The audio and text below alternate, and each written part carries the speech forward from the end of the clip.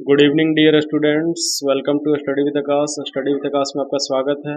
आज हम लोग JCRT झारखंड बोर्ड की कक्षा 7 के हिंदी बुक का फर्स्ट चैप्टर पढ़ने वाले हैं, जिसमें चैप्टर 1 का नेम है चाहता हूँ, जो कि एक कविता है जिसे रामावतार त्यागी ने लिखा है। तो सबसे पहले हम लोग इसके शब्दार्थ को देखेंगे, उसके बाद इसके कविता के पंक्ति को लाइन बाय लाइन समझेंगे। तो इसमें पहला शब्द दिया गया अकिंचन, जिसका अर्थ होता है निर्धन व्यक्ति। अगला शब्द है अर्पित, जिसका अर्थ होता है अर्पण या चढ़ाना।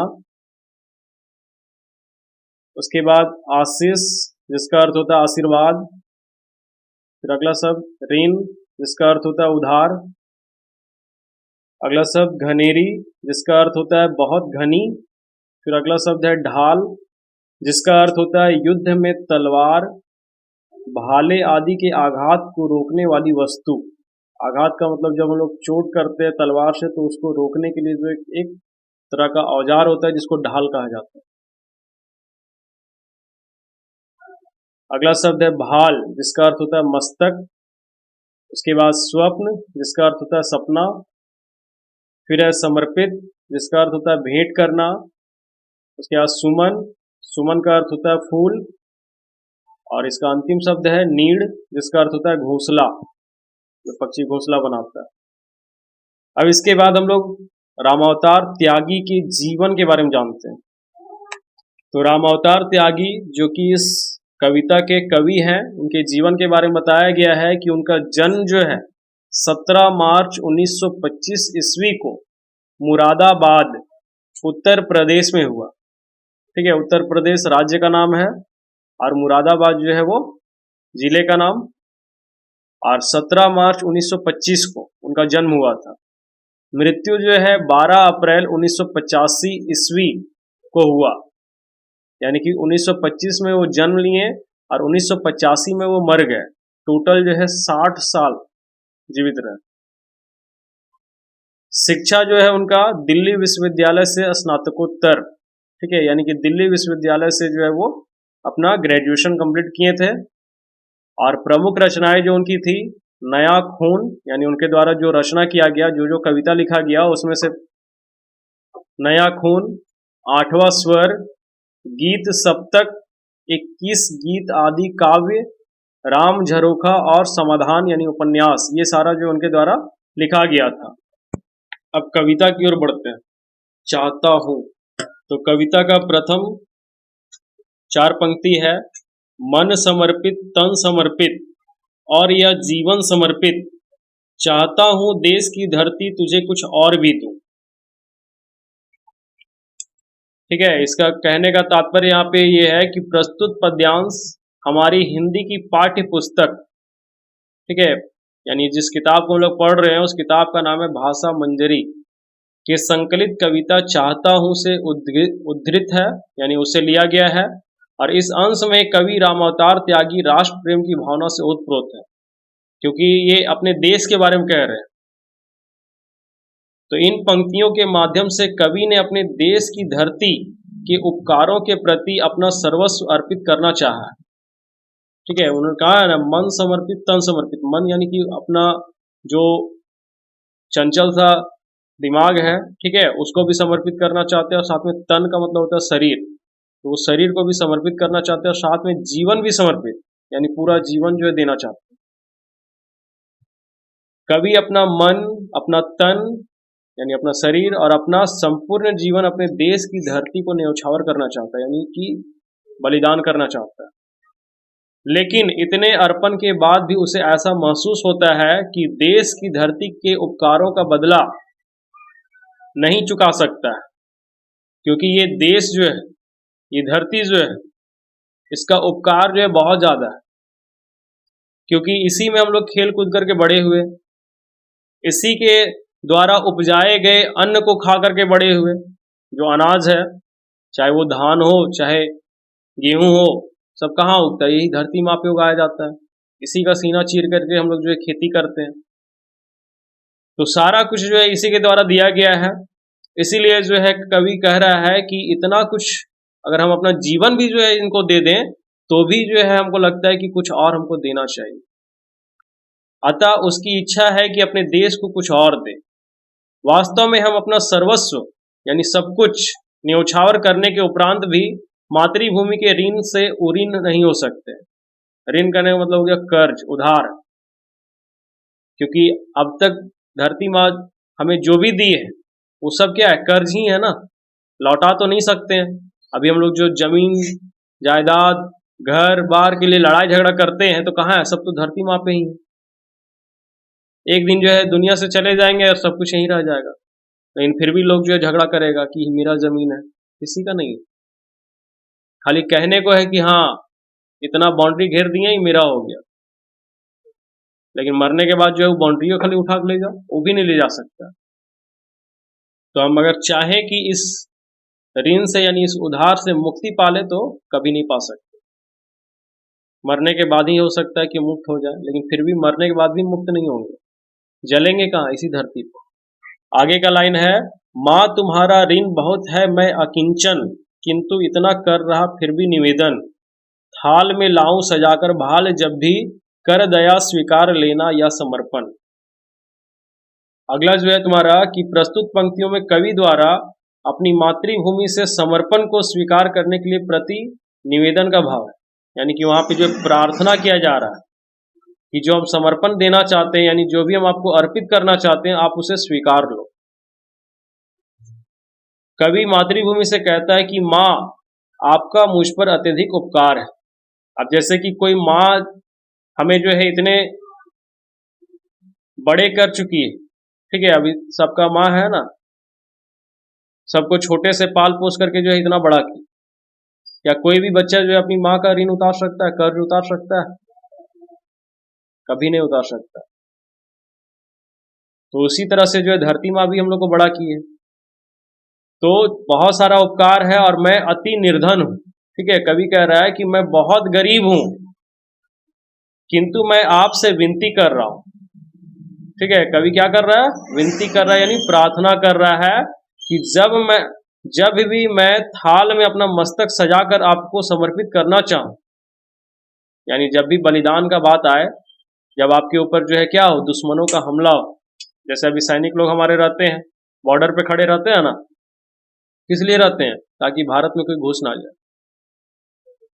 तो हमारे देश की रक्षा कर रहे हैं।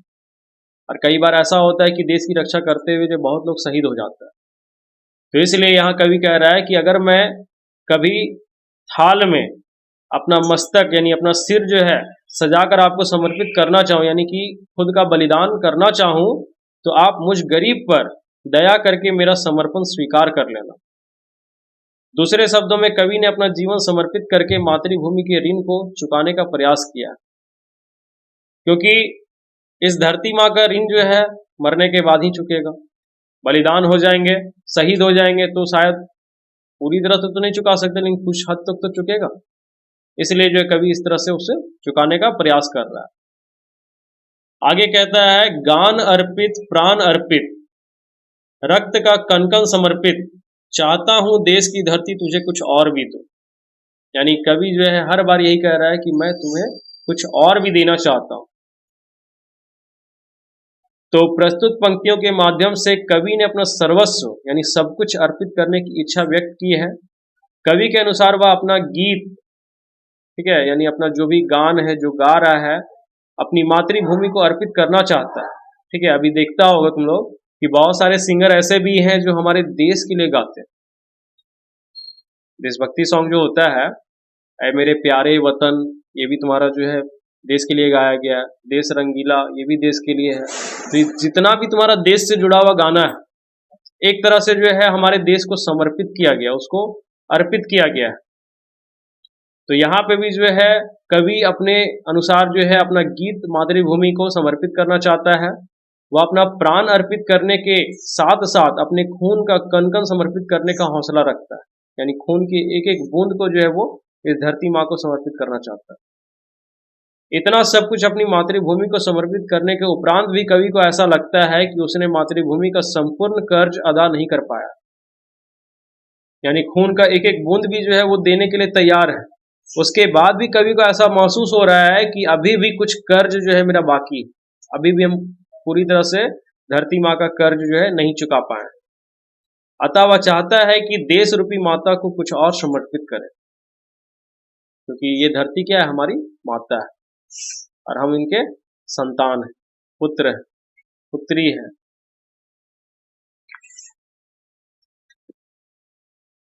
आगे का लाइन है, मांझ दो तलवार को लगाओ ना देरी, बांध दो कसकर कमर पर ढाल मेरी, भाल पर मल दो चरण की धूल थोड़ी, शीश पर आशीष की छाया घनेरी। अब अगला जो तुम्हारा पंक्ति है कि प्रस्तुत पंक्तियों में कवि की निडरता, साहस, वीरता का रूपांकन किया हुआ है ताकि वह देश की रक्षा कर सके। अब यहाँ पे जितना भी चीज का बात किया गया है, अब तलवार का बात किया गया, तो तलवार कौन उठाता है? जो ताकतवर होता है, जो इस काबिल होता है। कमर पर ढाल मेरी, तो ढाल तलवार के वार से बचने के लिए, भाल नुकीला जो होता है आगे से, जिसको एक हाथ से चलाया जाता है। तो इतना सब कुछ जो है वो किस लिए? ताकि देश का रक्षा कर सके। अभी तो ये सब का समय नहीं है तलवार वगैरह का, अभी तो डायरेक्ट जो है तरह तरह का गन आता है, AK-47, बड़ा बड़ा बंदूक आता है, राइफल आता है, जिससे एक ही बार में साफ। कवि का कहना है कि अपनी मातृभूमि की रक्षा के लिए वह बिल्कुल तैयार है। अब एक सैनिक को अगर बॉर्डर पे भेजा जाता है तो उसको पूरी तरह से तैयार करके भेजा जाता है या ऐसे ही भेज दिया जाता है? तैयार करके भेजा जाता है ना। सबसे पहले तो उसका ज्वाइनिंग जब होता है तो उसका पूरा ट्रेनिंग चलता है, 6 से 7 महीना तक खाली ट्रेनिंग चलता है, और उस ट्रेनिंग के दौरान अगर वो सक्सेस हो गया तब उसको फिर जो है वो भर्ती लेता है, और अगर नहीं हो पाया तब तो फिर कोई फायदा नहीं। अतः तलवार को मांझ कर धार बनाने में देर ना किया जाए, क्योंकि अब जो है अगर हम युद्ध भूमि में उतरेंगे, तलवारबाजी करने के लिए अगर जा रहे हैं, तो तलवार में धार भी तो होना चाहिए ताकि दुश्मन का गर्दन जो है खच से उड़ा सके। कमर पर ढाल को कसकर बांध दिया जाए, यानी ताकि हम वार को जो है सह सके, बच सके उससे। उसके मस्तक पर माता के चरणों की धूल का तिलक लगा दिया जाए, यानी धरती माँ से जो है वो धूल को उठा करके, कुछ लोग को देखा होगा ऐसे उठा करके ऐसे लगाता है, और उसके सिर पर हाथ रखकर आशीर्वाद दिया जाए ताकि वह अपनी मातृभूमि की रक्षा कुशलतापूर्वक कर सके, यानी अच्छे ढंग से वो कर सके। स्वप्न अर्पित, प्रश्न अर्पित, आयु का छन छन समर्पित, चाहता हूं देश की धरती तुझे कुछ और भी दो। इन पंक्तियों में कवि की मातृभूमि के प्रति दायित्व निर्वहन और उसकी इच्छा का आकर्षक रूप से वर्णन है, यानी उसका जो कर्तव्य है उसके बारे में बताया गया, उसका जो जिम्मेवारी है। तो कवि का कहना है कि उसने जीवन के सारे सुख स्वप्न मातृभूमि को अर्पित किए, क्योंकि आर्मी में जाना या फिर बॉर्डर पे जाकर के खड़े होकर के दुश्मनों से सामना करना, उसके लिए सबसे पहले तो तुमको नींद, चैन, सुख, शांति, धन दौलत सबका त्याग करना पड़ेगा। क्योंकि अगर ये सब चीज का त्याग नहीं करोगे तो फिर वो उस बॉर्डर पे जाकर के कभी भी तुम जो है दुश्मन से लड़ नहीं पाओगे, क्योंकि तुम्हारा कहाँ पे पोस्टिंग होगा किसी को नहीं पता है। हो सकता है कि -45 डिग्री पे तुमको रहना पड़े। अब -45 समझ में आता है? 0 डिग्री पे बर्फ जम जाता है, -45 में जाएगा तो तुम्हारा शरीर का जितना भी ब्लड है वो जम जाएगा, हड्डी तक वो गलाने वाला ठंड होता है। सियाचिन ग्लेशियर नाम सुना होगा, ठीक है। सियाचिन ग्लेशियर एक ऐसा जगह है हिमालय में जहां पे सबसे ज्यादा ठंड पड़ता है, और वहां पे ज्यादा से ज्यादा किसी भी आर्मी या किसी भी सेना का जो है वो पोस्टिंग होता है तो 1 महीने 1.5 महीने, उससे ज्यादा नहीं।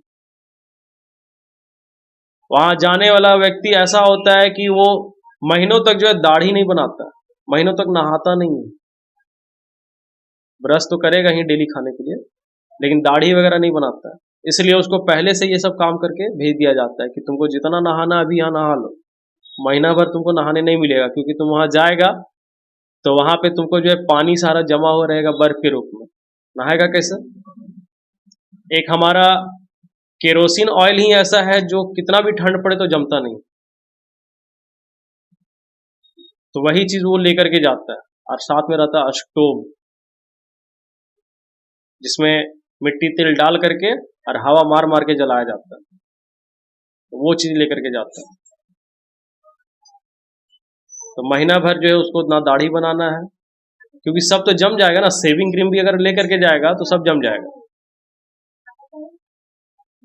आटा चावल खाने पीने का कुछ अलग व्यवस्था रहता है उन लोग का। ज्यादा से ज्यादा आलू वगैरह लेके जाता है, बॉयल करता है और उसी को खाता है। तो इसलिए सुख स्वप्न को भी जो है त्यागने को यह तैयार है। वो उसकी जिज्ञासा यानी उसकी इच्छा, कौतूहल यानी मन में जो हलचल है, प्रश्न भी मातृभूमि को अर्पित है, यानी किसी भी तरह का सवाल का ही नहीं है, सब वो समर्पित कर दिया है। उसके जीवन, उसकी आयु का क्षण क्षण भी मातृभूमि को ही समर्पित है। अब जो आर्मी में जाता है तो उसको जो है वो यही कसम खिलाया जाता है कि धरती जो है तुम्हारी माता है और तुमको मरते दम तक जो है इसका सेवा करना है, क्योंकि एक बार तुम वहां चला गया फिर वापस जो है तुमको या तो नसीब अच्छा रहा तो लंबा समय तक रहेगा, रिटायरमेंट भी हो सकता है, तुम जीवित रह गया, और नहीं तो ऐसा हो सकता है कि पोस्टिंग होते ही पहले दिन शहीद हो गया। क्योंकि मृत्यु का कोई पता नहीं, दिया जाता है, पैसा दिया जाता है, सम्मानित किया जाता है, तिरंगे से लपेट करके लाया जाता है उसको। वो नहीं सुना शायरी, क्यों मरते हो बेवफा सनम के लिए, मरना है तो मरो वतन के लिए, हसीनाएं भी दुपट्टा उतार के देगी तुम्हारे कफन के लिए। तो इसलिए प्रेम करना है तो इस धरती माँ से करो। तो इसलिए वो अपना जीवन का हर एक पल जो है उसको समर्पित करना चाहता है मातृभूमि को। किंतु फिर भी ऐसा लगता है कि उसने अपनी माता को कुछ भी नहीं दिया है।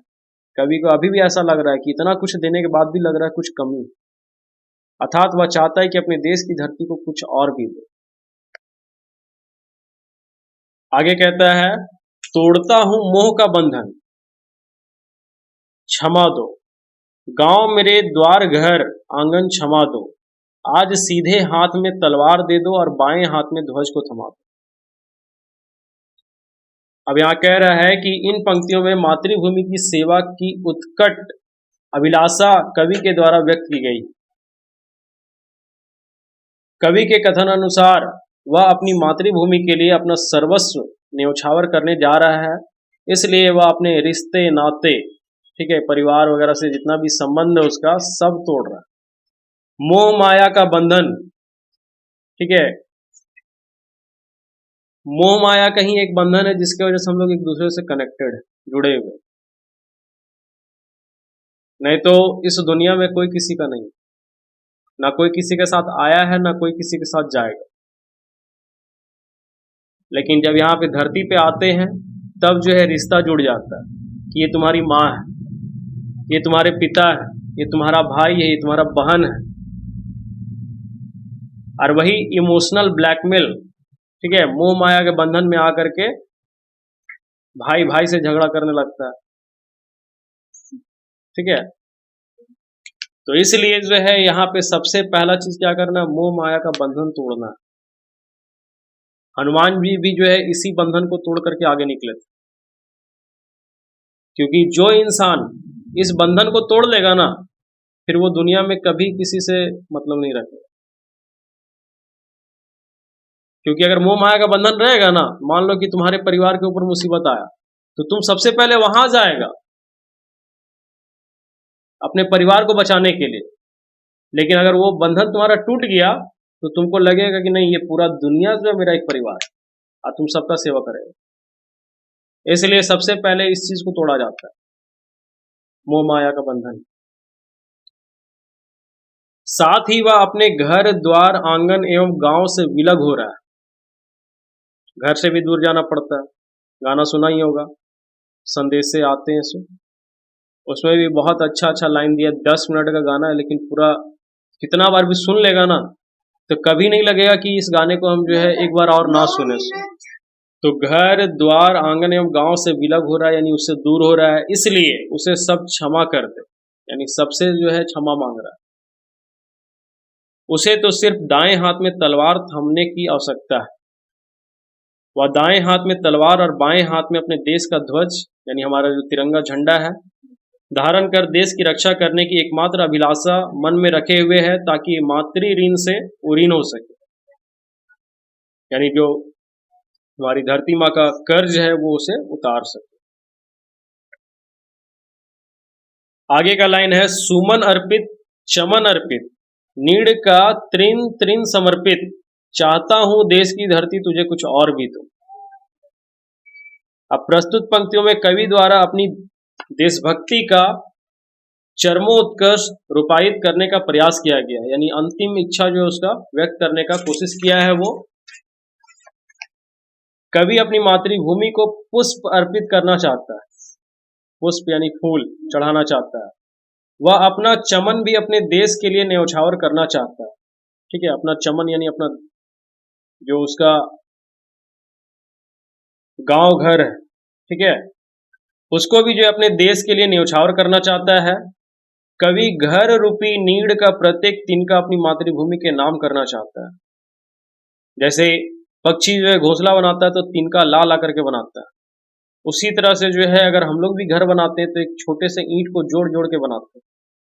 तो इसलिए वो जो है क्या करना चाहता है कि घर रूपी नीड़ यानी कि घर रूपी घोंसले का प्रत्येक तिनका अपनी मातृभूमि के नाम करना चाहता है।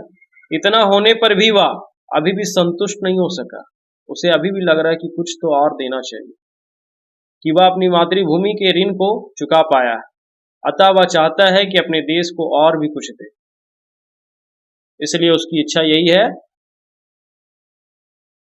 कि मैं जितना हो सके उतना सब कुछ अपनी इस धरती माँ के लिए करूं। आगे कुछ लिखा हुआ है कि यह कविता देशभक्ति की भावना से ओतप्रोत है, यानी इसमें जितना भी बात कहा गया है वो सिर्फ और सिर्फ देशभक्ति से है। कवि ने अपना सब कुछ मातृभूमि को समर्पित कर दिया है, फिर भी उसे लगता है कि मातृ ऋण से उऋण नहीं हो सका है और इसलिए वो अपने देश की धरती को कुछ और समर्पित करना चाहता है। अगर वो शहीद भी हो गया तो भी उसको लगेगा कि कुछ और धरती माँ को देना चाहिए। तो इस तरह से ये चैप्टर कंप्लीट होता है। ठीक है, मुझे उम्मीद है कि आपको ये चैप्टर बहुत अच्छा लगा होगा। अगर अच्छा लगा हो तो अपने दोस्तों के साथ शेयर करें, लाइक करें, कमेंट करें और अगर चैनल पर नए हैं तो चैनल को जल्दी से सब्सक्राइब करें। साथ ही बेल आइकन को प्रेस करना ना भूलें, क्योंकि रोज मैं आपके लिए इसी तरह से नई नई वीडियोस लाता रहता हूं। धन्यवाद।